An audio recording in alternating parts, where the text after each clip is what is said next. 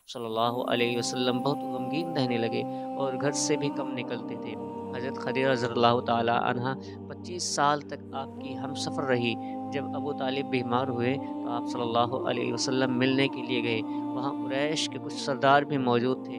آپ صلی اللہ علیہ وسلم نے فرمایا، چچا لا الہ الا اللہ کہہ دیجئے تاکہ قیامت کے دن میں آپ کی سفارش کر سکوں۔ ابو طالب نے کہا، بھتیجے اگر مجھے یہ ڈر نہ ہوتا کہ لوگ کہیں گے میں نے موت کے ڈر سے کلمہ پڑھا تو میں تمہارا دل ضرور ٹھنڈا کرتا، لیکن میں اپنے باپ دادوں کے دین پر مروں گا۔ اس پر یہ آیت نازل ہوئی، آپ جسے چاہے ہدایت نہیں دے سکتے، اللہ جسے چاہے ہدایت دیتا ہے۔ ابو طالب کفر پر ہی مرے۔ حضرت عباس رضی اللہ تعالیٰ عنہ نے پوچھا، یا رسول اللہ کیا ابو طالب کی مدد کا انہیں آخرت میں کوئی فائدہ ہوگا؟ آپ صلی اللہ علیہ وسلم نے فرمایا، ہاں، مجھے ان کی حالت دکھائی گئی۔ بسم اللہ الرحمن الرحیم۔ نجران کے لوگ جب آپ صلی اللہ علیہ وسلم سے بات چیت کر چکے تو آپ نے انہیں اسلام کی دعوت دی۔ آپ نے قرآن کی کچھ آیتیں انہیں سنائی۔ آیتیں سن کر ان کی آنکھوں سے آنسو بہنے لگے اور ان کے دلوں نے اس کلام کی سچائی کو پہچان لیا۔ وہ فوراً ہی آپ کے اوپر ایمان لے آئے۔ ان کی جو مذہبی کتابوں میں نبی آخر الزماں حضرت محمد مصطفیٰ صلی اللہ علیہ وسلم کی خوبیاں اور نشانیاں لکھی ہوئی تھی، اس لیے انہوں نے آپ کو دیکھتے ہی پہچان لیا۔ جب وہ اٹھ کر جانے لگے تو ابو جہل اور کچھ قریشی سرداروں نے انہیں روک لیا اور کہا، اللہ تمہیں رسوا کرے، تم تو اس لیے آئے تھے کہ اس آدمی کے بارے میں جانکاری لے کر جاؤ، لیکن تم تو اس کے پاس بیٹھ کر اپنا ہی دین چھوڑ بیٹھے۔ تم جیسا بے عقل قافلہ ہم نے کبھی نہیں دیکھا۔ اس پر نجران والوں نے کہا، تمہیں ہمارا سلام، ہم سے تمہارا کیا لینا دینا، ہم اپنے فیصلے آپ کرتے ہیں، تم اپنے کام سے کام رکھو۔ اللہ تعالیٰ نے سورہ مائدہ میں ان کی تعریف بیان کی ہے۔ اسی طرح قبیلہ ازد کا ایک آدمی جماد مکہ آیا۔ وہ جھاڑ پھونک سے جنات کا اثر اتارتا تھا۔ اس نے مکہ کے لوگوں کو یہ کہتے سنا کہ محمد صلی اللہ علیہ وسلم پر جن کا اثر ہے۔ یہ سن کر اس نے کہا، اگر میں اس آدمی کو دیکھ لوں تو اللہ چاہے تو میرے ہاتھوں سے اسے شفا مل جائے۔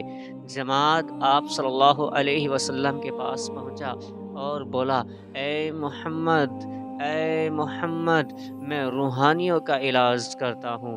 لوگ کہتے ہیں کہ آپ پر جن کا اثر ہے، اگر ایسا ہے تو میں آپ کا علاج کر سکتا ہوں۔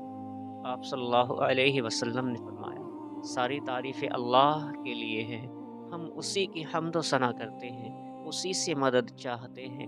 جسے اللہ ہدایت دے اسے کوئی گمراہ نہیں کر سکتا، اور جسے وہ گمراہ کرے اسے کوئی ہدایت نہیں دے سکتا۔ میں گواہی دیتا ہوں کہ اللہ کے سوا کوئی معبود نہیں، اور میں گواہی دیتا ہوں کہ محمد اللہ کے رسول ہے۔ جماعت نے کہا، یہ کلمات پھر پڑھیے۔ آپ صلی اللہ علیہ وسلم نے 3 بار دہرائے۔ وہ بولا، میں نے کاہنوں کی باتیں سنی ہیں، جادوگروں کی بھی اور شاعروں کی بھی، مگر آپ کے جیسے کلمات کبھی نہیں سنے۔ اپنا ہاتھ بڑھائیے، میں اسلام قبول کرتا ہوں۔ وہ مسلمان ہو گیا۔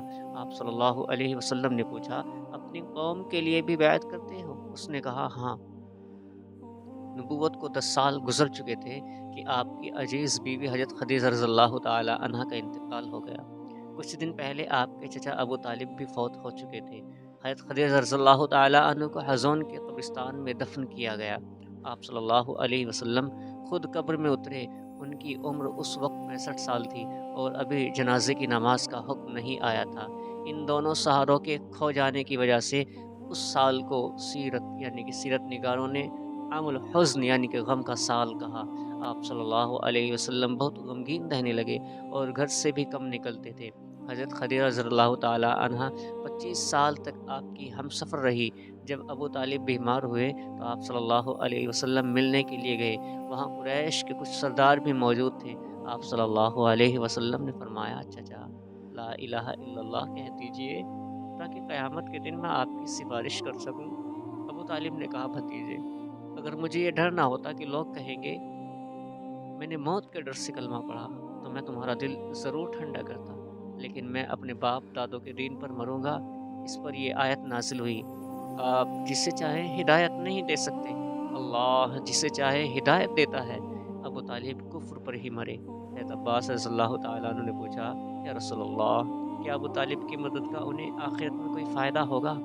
आप सल्लल्लाहु अलैहि वसल्लम ने फरमाया, हाँ, मुझे उनकी हालत दिखाई गई। वो जहन्नम के ऊपरी हिस्से में होंगे, वरना सबसे नीचे होते। आप सल्लल्लाहु अलैहि वसल्लम अबू तालिब के लिए दुआ करने लगे, तो अल्लाह ने आयत नाज़िल की, नबी और ईमान वाले लोगों के लिए जायज़ नहीं कि वे मुशरिकों के लिए मग़फ़िरत की दुआ करें, चाहे वो रिश्तेदार ही क्यों ना हो।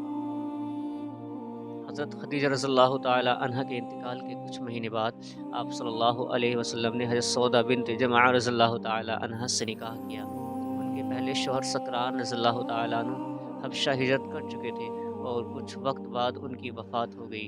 जब उनकी इद्दत पूरी हुई तो आप सल्लल्लाहु अलैहि वसल्लम ने उनसे निकाह फ़रमाया। निकाह से पहले हज़रत सौदा रज़ियल्लाहु ताला अन्हा ने 2 ख्वाब भी देखे थे, जिनमें चाँद उनके पास उतरता दिखा। सकरान रज़ियल्लाहु ताला अन्हु ने कहा, अगर ये ख्वाब सच है तो मैं जल्द ही मर जाऊँगा और रसूलुल्लाह सल्लल्लाहु अलैहि वसल्लम तुमसे निकाह करेंगे। और उसी दिन उनकी वफ़ात हो गई। फिर शव्वाल के महीने में आप सल्लल्लाहु अलैहि वसल्लम ने हज़रत आयशा रज़ियल्लाहु ताला अन्हा से निकाह किया।